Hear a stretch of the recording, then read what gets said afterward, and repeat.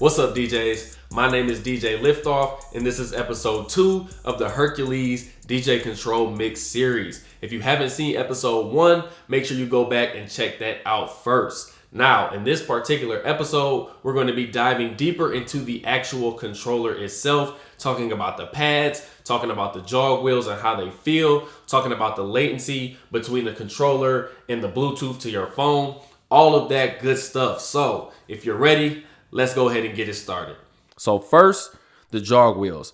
Of course, they may be a little bit intimidating at first because they are small, but I guarantee if you practice enough and you get acclimated with them, you can do as much as you can with bigger jog wheels with these wheels also. Now, these jog wheels are definitely very fluid. I like to personally hold the jog wheel with either one finger if I'm doing a little bit of scratching, my middle finger, or I can also hold it with 2 fingers like this as well, depending on which side you're on. I personally think my middle finger is a little bit more comfortable. Also, one thing to note is you have your speeding up, or you have the ability to speed up tracks as well as slow them down by just nudging this forward or nudging this back. Of course, back goes slower, and then nudging it forward makes the track go a little bit faster. Now, one thing to notice, you have the exact same buttons and knobs essentially on your left-hand side as you do on the right-hand side. So, of course, this is deck 1 and this is deck 2. So all the way on the left here, we have a pretty sizable pitch slider for such a small controller. So definitely enough room to go from slow to fast. Also, one thing to remember, if you go ahead and click the BPM right on the screen and then you click tempo, you can change the range of the tempo slider right here. So if I wanted to go 50%, I can easily do that. Now, if I go down, I'm speeding up by 50% or I'm slowing down by 50%. Now, moving down, we have our sync button all the way to our left. As you can see, it's turning on and off right in the software there. We also have our cue button, which we can set cues with. So for example, if I'm at the beginning of a track, let's line that up and I want to use cue. All I have to do is set that cue by pressing it once, and now I can use that cue. And then, of course, on the right-hand side, all the way to the right, we have our play button, which will allow us to play and stop the track as needed. Now, moving from there, we have our pad section with all of the perfect pads that we need for a DJ controller, starting off, of course, with your cue button.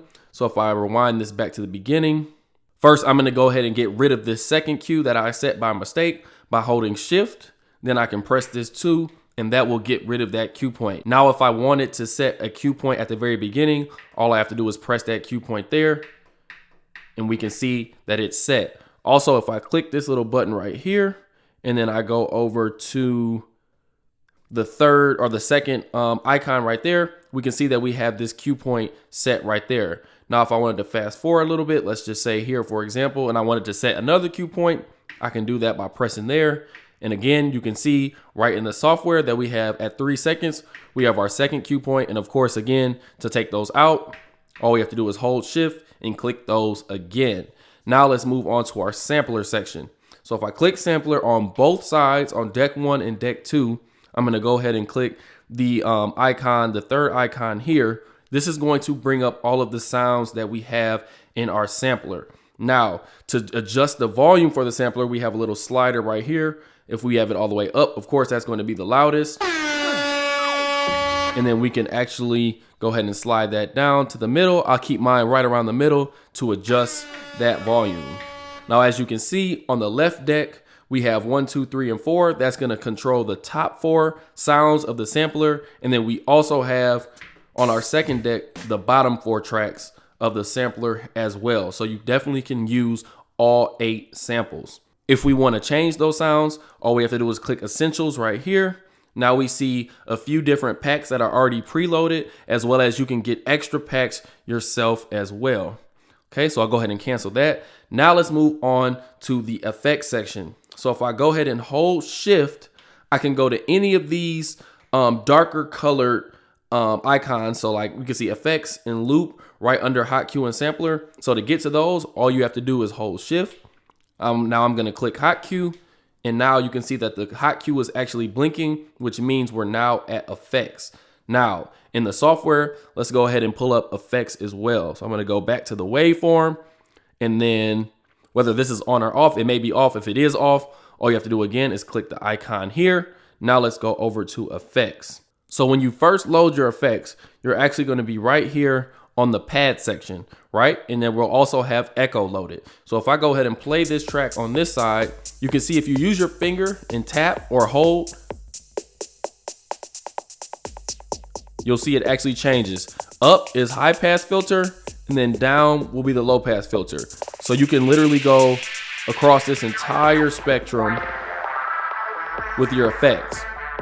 Now, if I stop that, now if I go and just click echo, you can see that you have different effects that you can use, such as reverb or flanger, phaser. So if I go to reverb, do the same thing, you can see that we now have reverb.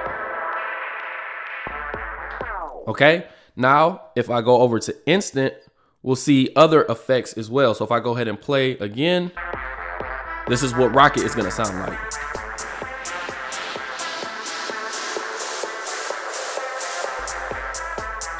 So as you can see there, as soon as I click again, it'll turn it off and on. So Rocket is on, Rocket is off.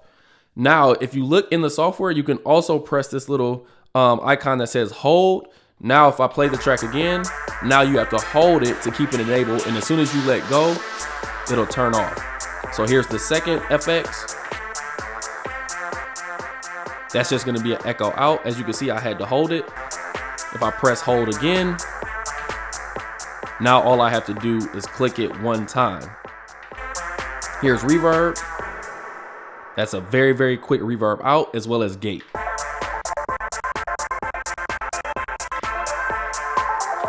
Now, if you want to use some of those bottom effects, you can use those as well, just by clicking on them like such to enable and disable them.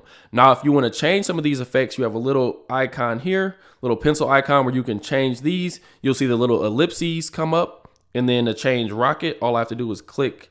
Little tough to click, but if I go ahead and click that, you can see now that you have different effects that you can add there. A lot of these effects are going to be for the pro version only, but you can definitely see that you have some different effects that you can use as part of the free version as well. I believe it starts on landing on number 1. So let's go ahead and listen to see what that sounds like.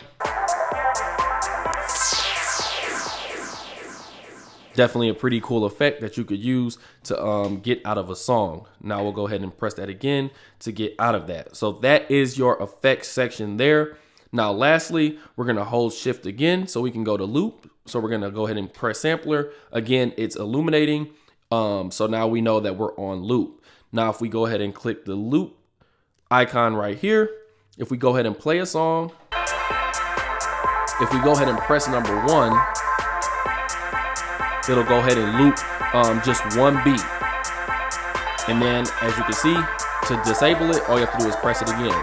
If you press 2, it'll do a half beat, as you can see up here.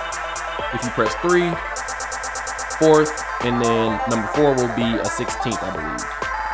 Yes, or an 8th, sorry, an 8th. Okay, so there are your loops. Also, you can hold shift and click number 1. That'll make it 16 beats. You can click 2. That'll make it 8 beats. If you click 3, of course, this is while I'm holding shift, it'll make it 4 beats, as well as clicking 4, and it'll make it 2 beats. So that is your loop section there. In the middle of the controller, we have our volume, pretty simple and standard. All the way down will be, of course, turning down your volume. Going all the way up will be all the way up. Up in the top left, we have our master, which is going to control just our master volume. This is going to be whether you're going out of headphones like I am right now. I'm listening through headphones, or if you actually were going into speakers, this will be your master knob either way.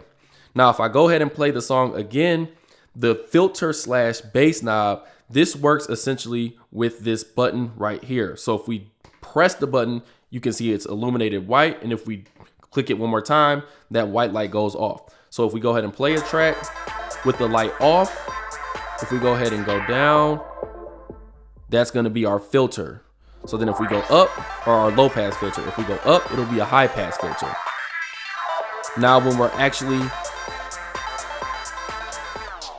Now, if we actually press this button and we do the same thing, now instead of a filter, it'll act as bass. So going down will take the bass out, and then going up will increase the bass.